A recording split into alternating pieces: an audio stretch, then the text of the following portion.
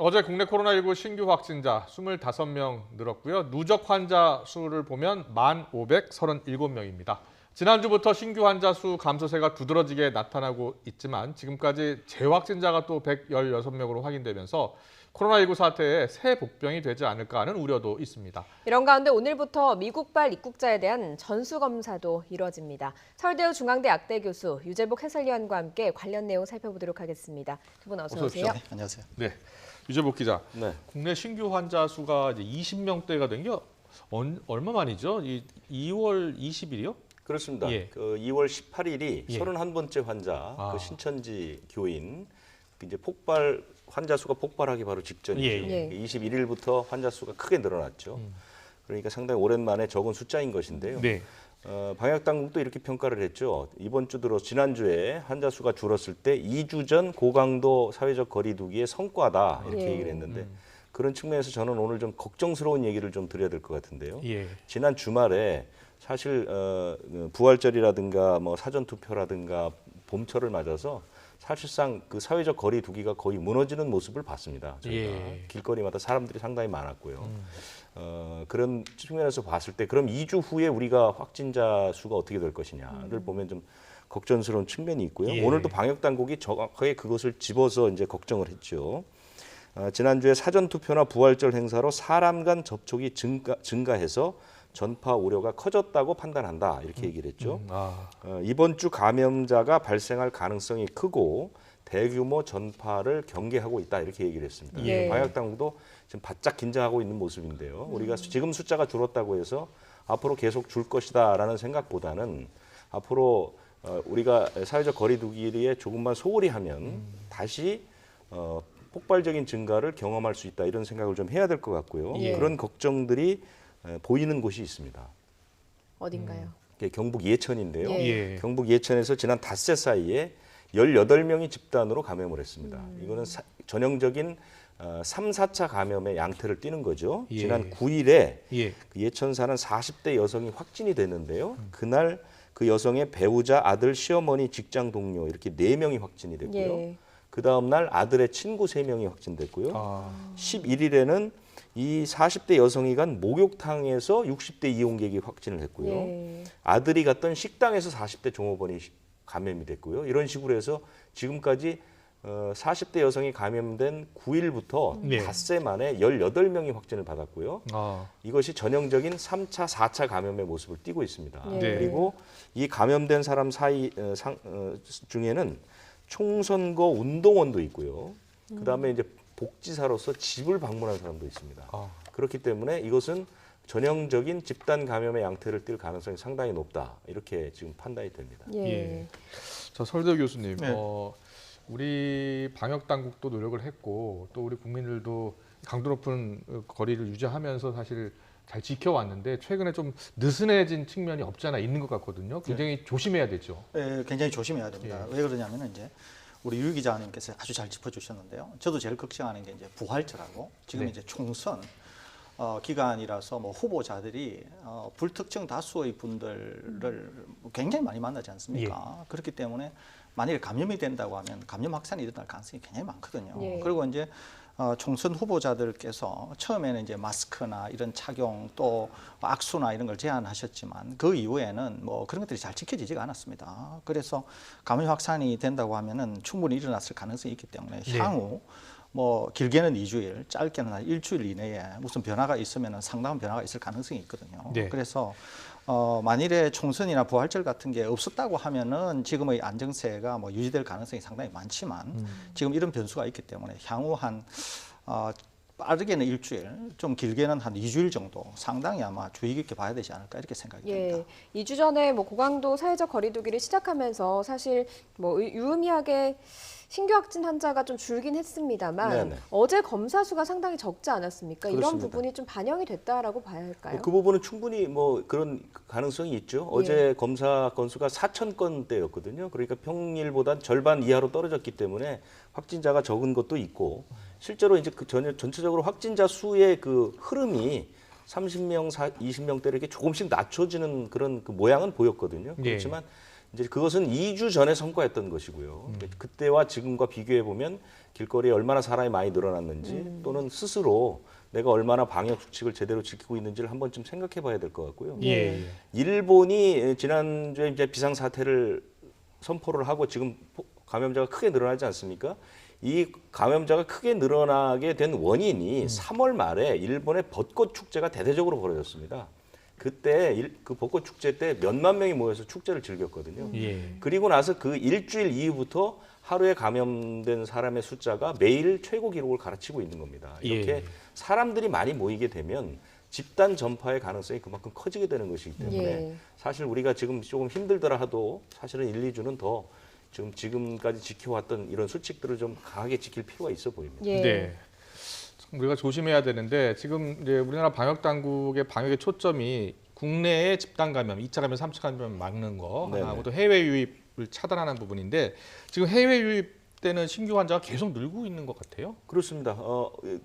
해외에서 들어오는 환자가 늘어나는 측면도 있고 예. 국내 발생이 줄어드는 측면도 있는 거죠. 지금 국내 발생은 10명 이하로 줄어들고 있거든요. 예. 그러니까 전체 확진자 가운데 해외 감염이 차지하는 비율은 점점 높아지는 거고 국내 감염은 줄어들고 있다 이렇게 평가할 수 있고요. 네. 그래서 해외 감염을 좀 줄이기 위해서 방역 당국이 하여간 여러 가지 조치를 취하고 있습니다. 지금은 이제 국경 봉쇄, 이른바 봉쇄 외에 취할 수 있는 조치는 거의 다 취한 것 같습니다. 예. 오늘부터 이제 미국에서 들어오는 사람들도 자가 격리한 다음에 3, 4일 내에 반드시 검사를 받게 돼 있죠. 예, 그런데 예. 사실 이거는 각 지자체별로 이미 미국이나 유럽이나 외국에서 들어오는 사람들은 그날 또는 다음 날 모두 검사를 받도록 지자체에서 다 안내를 하고 있습니다. 예, 그래서 예. 실제로 이것은 치료라기보다는 어떤 선언적인 의미로서 이렇게 방역을 한다 이런 의미가 있겠죠. 네. 예. 정부가 얼마 전에 감염 경로 미확인 신규 환자 비율을 5% 미만으로 낮추겠다는 목표를 정했습니다. 근데 어제 발표한 걸 보니까요. 최근 9일간 평균 2.8%로 나타났다는 발표를 했거든요. 어느 정도 통제 범위 안에 들어왔다라고 볼 수 있겠습니까? 이것만 보면 그렇습니다. 사실 그리고 이제 고강도 사회적 거리두기가 상당히 이제 제 나름대로 역할을 하고 있다 이렇게 볼 수 있거든요. 근데 제가 아까 말씀드린 것처럼 지금 만일에 2.8% 이게 유지가 되고 향후에는 이게 낮아질 가능성이 많습니다. 그런데 예. 이제 말씀드린 것처럼 이제 부활절이나 또 이제 총선 이슈가 있었고 그다음에 이제 봄을 맞고 오랫동안 이제 사회적 거리두기, 고강도 사회적 거리두기 이런 것들 때문에 예. 좀 이제 피로도가 쌓이면서 이제 뭐 바깥쪽으로 나오시는 분들이 많지 않습니까?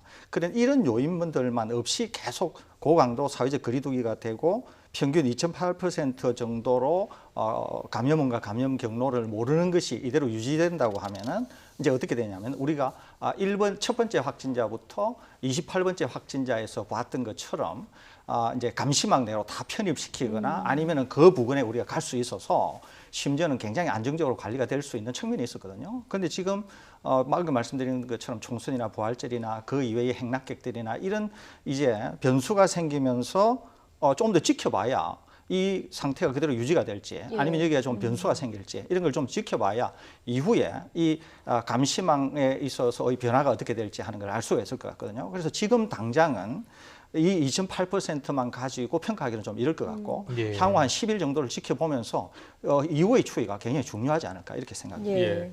정부가 지금 이제 그 생활 방역 체제의 전환 문제를 네. 뭐 이번 주말쯤에 논의는 하겠다 이런 입장인 거죠. 일단 그 수칙 5가지가 나왔죠. 이미 나와서 이제 이 5가지 수칙을 국민에게 알리고 예. 국민으로부터 질문도 받고 의견도 받겠다는 겁니다. 예. 그걸 2주 정도 받겠다는 거죠. 예. 그러니까 한 오늘 26일까지는 이제 국민 의견을 수렴할 것이고요. 예. 이 타임 스케줄을 말씀드리면 이번 주 후반쯤에 예.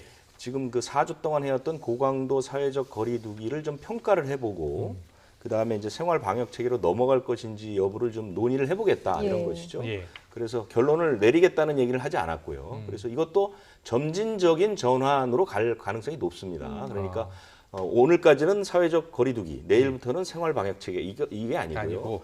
물론 생활 방역 체계 안에 고강도 사회적 거리두기가 포함되어 있습니다. 지금 네. 수칙을 보면 네. 그렇기 때문에 이제 국민들이 일단 동의하는 부분부터 점진적으로 하나하나 생활 방역 체계로 옮겨가는 그런 방식을 택할 가능성이 높아 보입니다. 예. 네, 설대 교수님 중간 단계 정도를 이제 밟아 나갈 것 같다 이렇게 유재복 기자가 설명을 했는데 어떻게 하는 겁니까 그러면? 기본적으로 이제 지금은 이제 바이러스가 있지 않습니까? 예. 지금 우리가 그 사회에 살고 있는 거죠. 그러니까 바이러스가 있기 전 완전히 온전한 이제 생활, 이 순간 사이에 생활 방역 체계가 사실 있는 거예요. 예. 그런데 이제 생활 방역 체계로 가는 데 있어서도 일시에 어느 날 어느 한시에 국가 전체가 갈 것인가, 아니면은 일부의 지자체들을 먼저 가보고 위험 평가를 한 다음에 단계적으로 갈 것인가, 이제 이런 다각적인 논의가 있을 수 네. 있어요. 또는 생활 방역 체계로 갈 때 가더라도 학교는 제일 뒷단에 둘 것인가, 아니면은 학교 등교 개학도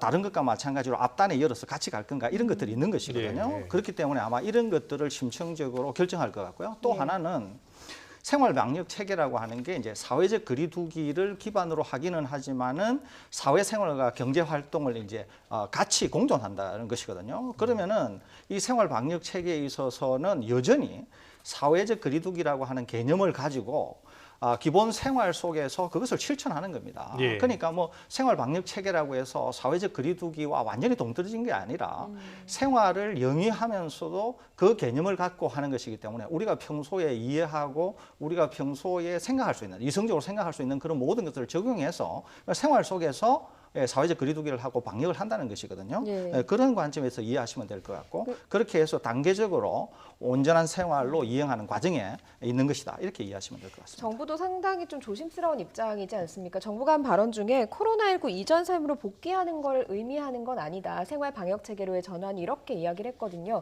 그런 것들도 그런 것 내용들을 담고 있다라고 생각을 하면 되겠나요? 이제 그것은 제가 볼 때는 이제 상당히 그 경각심 차원에서 이제 하신 말씀 같거든요. 그러니까 충분히 이제 그거는 이해가 가능합니다. 이제 그러는데 꼭 기억하셔야 될 것은 뭐냐면은 실제로는 코로나 이전에 온전한 생활로 우리가 돌아갈 겁니다. 완전히 돌아갈 건데, 돌아가기 위해서 우리가 훨씬 많은 노력을 기울여야 되고, 실제로 우리가 그렇게 노력을 기울이지 않으면은 돌아갈 수 없을지도 모른다라고 하는 굉장한 경각심을 가져야 된다는 말씀이시거든요. 네. 그런데 우리는 결국 돌아갈 거예요. 돌아갈 건데, 돌아가기 위해서는 생활 방역 체계로 간다고 해서 사회적 거리두기가 느슨해서는 안 되고, 여전히 경각심을 갖고 그 속에서 사회적 거리두기를 해야 우리가 결국 코로나19를 이기고 온전한 생활로 갈 수 있다는 것이거든요. 네. 그래서 그런 측면에서 이해하면 되지 않을까 싶습니다. 네, 그럼 뭐 고강도 사회적 거리두기를 단계적으로 좀 완화할 것이다, 이렇게 보면 될 것 같아요. 그러니까 뭐 특히 학교 같은 부분, 개학하는 부분이 있지 않습니까? 네네. 싱가포르 같은 경우에는 계약을 너무 빨리 했다라는 비판 여론 때문에 다시 계약을 좀 연기한 거죠. 그러니까 모든 것이 방역 당국에서도 이런 표현을 하죠. 잘못 발을 디디면 돌아올 수 없을지도 모른다라는 얘기를 많이 하거든요. 예. 그게 이제 개학 같은 경우가 등교 개학을 했는데 어느 한 곳에서 환자가 발생하게 되면 사실은 우리가 여태까지 해왔던 모든 노력들이 물거품이 될 가능성도 있습니다. 그만큼 이제 개학이라는 것은 많은 사람들이 관련이 돼 있고 또 갖고 있는 폭발성이 있거든요. 예. 그렇기 때문에 조심과 조심을 거듭해야 된다, 이런 뜻으로 받아들이면 될 것 같습니다. 예, 알겠습니다. 계속해서 재확진 관련해서 좀 물어보겠습니다. 설대우 교수님, 예. 재확진 그 환자가 지금 116명까지 나왔어요. 지금 재확진 사례에 대한 연구가 좀 필요한 상황이죠? 예, 아마 이거는 절대적으로 필요해 보입니다. 예. 이제 바이러스 특징 때문에 그러는 건지 아니면 다른 요인이 있는 건지, 다른 요인이 있을 거는 확실해요. 그러니까 이제 마지막 퇴원을 할 때 진단 키트의 요인이라든지 환자의 요인이라든지 바이러스 요인이 있을 수 있는데, 이때 제일 중요한 것은 이제 바이러스 요인입니다. 바이러스 요인. 그러니까 바이러스가 혹시 조용히 숨어 있다가 어떤 이유 때문에 나타나는 거 아닌가, 또는 조용히 숨어 있는 것을 우리가 어떻게 못 찾아내는 거 아닌가, 예, 이런 어떤 바이러스의 특징에 기인하는 거 아닌가 하는 것과 굉장히 지금 이제 관심이 많습니다. 첫째 하나는. 두 번째는 뭐냐면, 이렇게 재활성화되었을 때 그 바이러스가 원래 바이러스처럼 감염성을 갖는지, 그래서 혹시라도 무증상 상태로 있거나 아니면 아주 낮은 상태로 있는데도 다른 사람에게 무차별 감염을 시키는가 하는 것은 굉장히 중요한 이슈거든요. 예. 그렇기 때문에 여기에 대해서는 상당히 심층적인 연구가 있어야 될 것 같고, 예. 만일에 이 바이러스가 재활성화되어서 감염력을 갖는다, 그러면은 이거는 굉장히 큰 문제가 발생할 수 있습니다. 네. 그렇게 될 경우에는 퇴원 조치, 그 이후에 우리가 여태까지 해왔던 여러 가지 그런 것들을 다 이제 돌아봐야 되고 수정해야 될 필요가 있는 것이거든요. 예. 그래서 그런 점에서 지금 이 재활성화에 대한 것은 굉장히 심층적으로 들여다봐야 되지 않을까, 이렇게 생각이 듭니다. 제가 궁금한 게 하나 있는데, 현재 방역 당국에서 재양성으로 인한 2차 전파는 보고되지 않았다, 이렇게 그렇습니다. 얘기했는데, 그것은 예, 이제 상당히 의미가 있는 얘기 아니겠습니까? 지금 그거는 굉장히 중요한데요. 지금까지 이제 재활성화, 그래서 재양성이 된 경우에는 우리뿐만 아니라 중국 뭐 그 이외 외국에도 사례가 예. 굉장히 많습니다. 예. 그래서 이제 WHO도 굉장히 관심이 많은데 현재까지 이렇게 재활성화, 재양성이 된 경우에 남에게 감염을 시켜서 전파를 시킨 예는 아직 없거든요. 아, 그래서 예. 본인 스스로는 재활성화가 되고 양성화가 된 경우는 있는데 감염 확산은 아직까지 확인은 안 됐기 때문에 예. 그 점에서는 일부 좀 안도할 수 있을 것 같고 예. 추가적으로 연구는 필요해 보인다. 예. 이런 말씀을 덧붙여드립니다. 그래도 이제 완치 판정을 받았다고 하더라도 뭔가 좀 비슷한 증상이나 이상 징후가 나타나면 일단 다시 검사를 받을 필요는 있는 상황인 것 그럼요. 같아요. 예, 116명이나 나왔으니까요. 예. 이런 상황에서 이 31번 환자 있지 않습니까? 네. 근데 이 31번 환자가 역학조사 때 허위 진술을 한 것으로 지금 드러나고 있다고 해요? 그러니까 대구시가 예. 그 신천지 대구 교회를 2번에 걸쳐서 행정 조사를 했습니다. 예. 이때 이제 CCTV를 많이 확보를 했는데요. 이 CCTV를 확인해 보니까 31번째 환자의 진술과 다른 부분이 있었다 이겁니다. 예. 예를 들자면 뭐냐면 이 31번째 환자는 교통사고를 당해서 병원에 입원해 있으면서 신천지 대구 교회를 2번 가서 예배를 받다 이렇게 얘기를 했습니다. 주일 예배를. 그게 언제냐면은 2월 9일과 2월 14일 이렇게 네. 2번에 걸쳐서 자기는 예배를 받다 이렇게 얘기를 했는데 네. CCTV를 확인해 보니까 5일에도 갔던 겁니다. 5일에 가서 그 교회의 8층과 9층을 또 찾아갔고요. 그러니까 주일이 아닌데도 그리고 14일 이후에 16일, 19일도 이 교회를 찾아서 여러 곳에서 활동하는 모습이 CCTV 화면에 잡힌 거죠. 그렇기 때문에 이것이 왜 중요하냐면 31번째 환자를 중심으로 해서 폭발적인 감염이 일어났기 때문에 이 사람의 동선을 확인하는 역학조사는 상당히 중요합니다. 예. 그리고 이 사람의 그 진술에 따라서 모든 그 역학조사가 퍼져나가기 시작했거든요. 예. 그런데 이 사람이 자기가 얘기한 것 말고도 3번이나 더 교회를 방문했고 이것도 교회 예배당뿐만 아니라 다른 곳을 다 방문했다는 것은 그만큼 무수히 많은 접촉자가 있을 것이고 이 접촉자들의 동선과 역학이 다 다를 수 있거든요. 이게 상당히 심각한 문제거든요. 예. 그래서 이런 부분들이 좀 나왔고요. 또 하나는 이제 그 이만희 총회장이 1월 16일에는 대구를 방문했고 1월 17일에는 그 청도를 방문했다라는 것도 CCTV를 통해서 다 확인이 됐습니다. 예. 그래서 이런 부분들이 이제 대구시의 역학조사라든가 방역에 심대한 피해를 준 것이죠. 뭐 신천지에서 이거 말고도 방해를 한 것들이 여러 가지가 있습니다. 뭐 시설물 공개 같은 것도 반밖에 하지 않았다가 나중에 체근을 받고 또 공개를 한다거나 이런 식으로 대구시의 방역 행정에 심대한 타격을 줬다, 심대한 방해를 했다 해서 감염병 예방법 위반 혐의로 지금 구상권을 청구하든지 아니면 뭐 고발을 하든지 이런 예. 조치를 취하겠다고 오늘 대구시가 공식적으로 발표를 했습니다. 예. 네.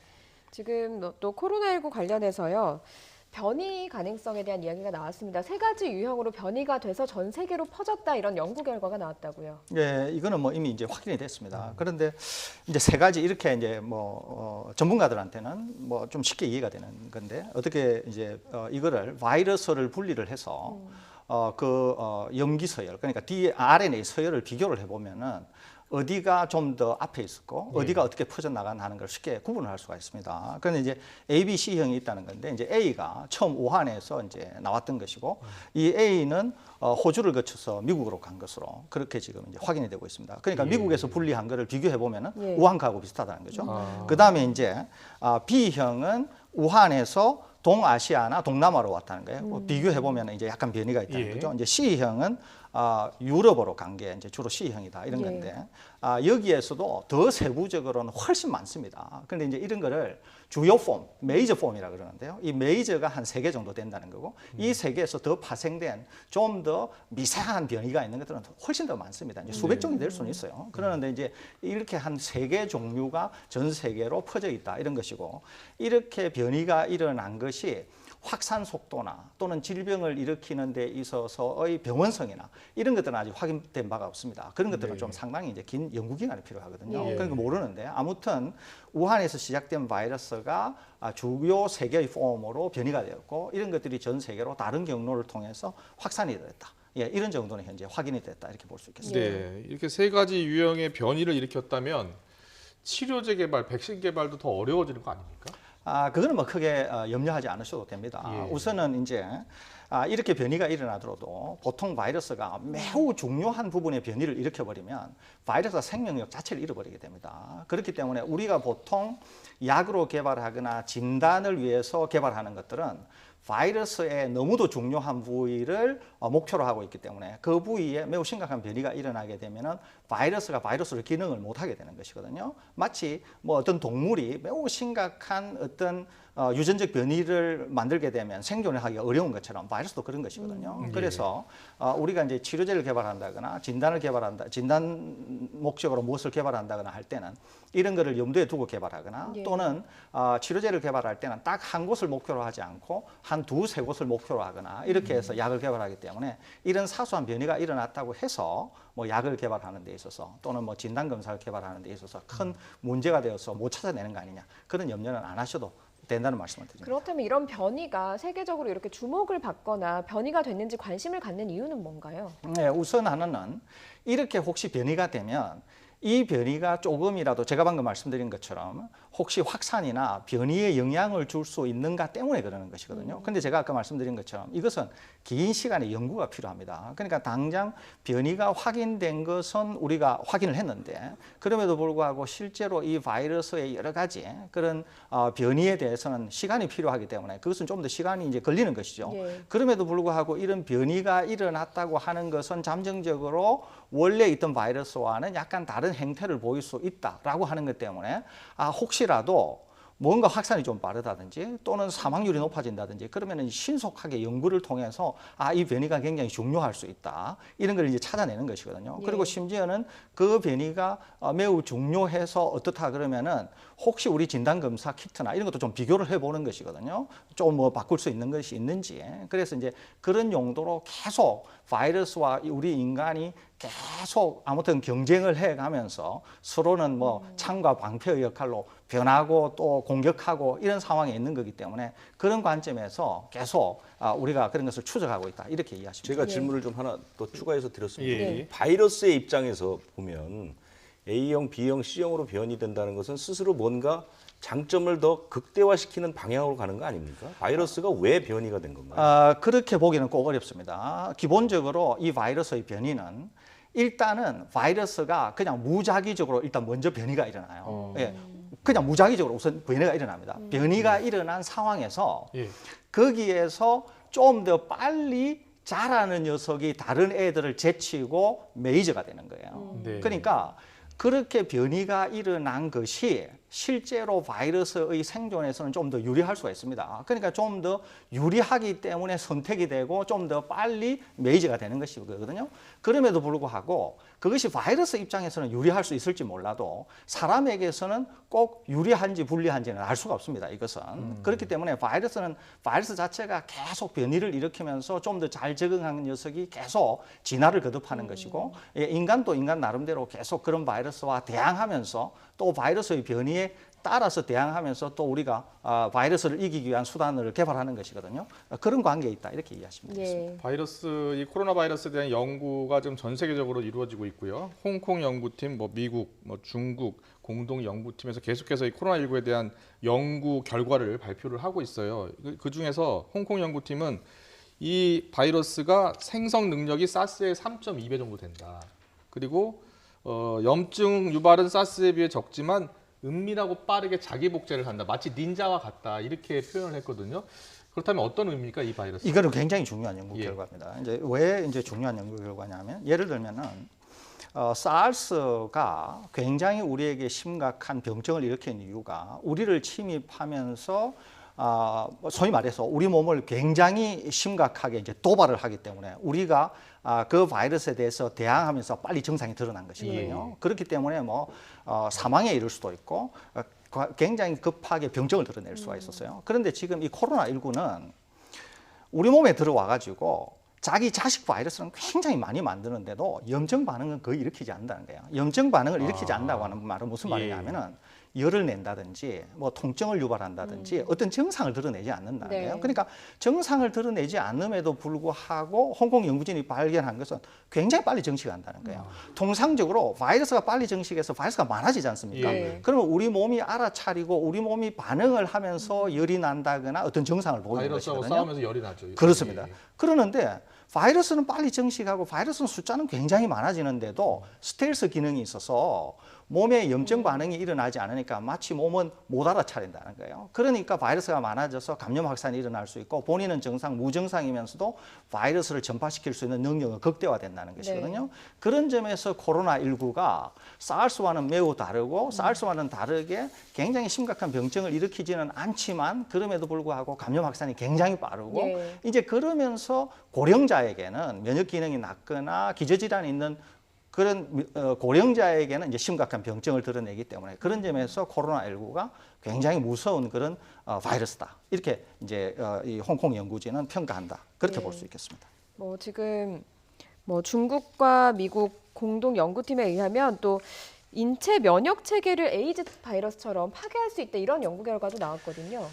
이거는 좀 살펴봐야 되는데요. 이거는 이제 전문적인 용어로 뭐라 그러냐면 cause, 원인이냐 아니면 consequence, 결과냐라고 하는 매우 중요한 개념이 있습니다. 뭐냐면 이런 거예요. 바이러스가 사람을 감염을 시켜서 공격을 했어요. 이렇게 공격을 할 때 면역 체계, 이제 특히 이 논문에 의하면 T 세포라고 매우 중요한 기능을 하는데 T 세포라고 하는 것을 공격을 해서 그 원인으로 말미암아 사람이 굉장히 중증에 빠지느냐, 아니면은 중증에 다른 경로를 통해서 중증에 빠졌는데 나중에 중증이 빠진 사람을 조사를 해보니까 T 세포라고 하는 거가 데미지가 일어나느냐, 이건 아직 모릅니다. 선후 관계는 예. 모릅니다. 그럼에도 불구하고 아무튼 결과론적으로는 이 바이러스가 면역 세포의 일부에도 영향을 미치는 것 같다. 이거는 확실해 보입니다. 예. 그러니까 이제 이것이 원인이라고 하면은 우리가 어떤 치료 수단이나 보호 수단을 개발하기가 좀 쉬운 측면이 있는데 결과라고 하면은 좀 어렵기는 하거든요. 예. 그렇지만 아무튼 결과론적으로는 이 바이러스가 면역 체계를 공격하는 것 같다. 현재까지는 그렇게 평가할 수 있습니다. 예. 코로나19 바이러스가 스텔스 기능까지 갖추면서 은밀하게 자기 복제를 하고 전파를 시키 무증상 감염을 시키고 있다라는 연구 결과가 발표되고 있는데 이런 코로나 바이러스를 어떻게 그러면 우리 방역 당국이 막아내야 되겠습니까? 제일 중요한 거는 뭐 사회적 거리두기입니다. 지금 이제 많은 분들이 걱정하고 있는 게 예방 백신도 없다, 치료제도 없다는 거 아닙니까? 그런데 꼭 국민들께서 기억하셔야 되는 거는 뭐냐면 사회적 거리두기가 치료제이면서 백신이라고 하는 것을 꼭 기억하셔야 됩니다. 예. 굉장히 예. 중요합니다. 그렇기 때문에 사회적 거리두기를 하시고 그다음에는 우리가 잘 알고 있는 것처럼 마스크나 뭐 이런 것들 우리가 알고 있는 그대로입니다. 그중에서 제일 중요한 것은 언제나 사회적 거리두기라고 하는 거. 이것이 백신이면서 치료제다. 그거 꼭 기억해 주셨으면 좋겠습니다. 예. 네, 강도 높은 사회적 거리두기가 치료야 이후 백신이다. 백신이다. 지금까지는요. 네, 이런 말씀 해주셨습니다. 여기까지 듣도록 하겠습니다. 네, 서울대우 중앙대 약대 교수 유재복 해설위원이었습니다. 잘 들었습니다. 고맙습니다.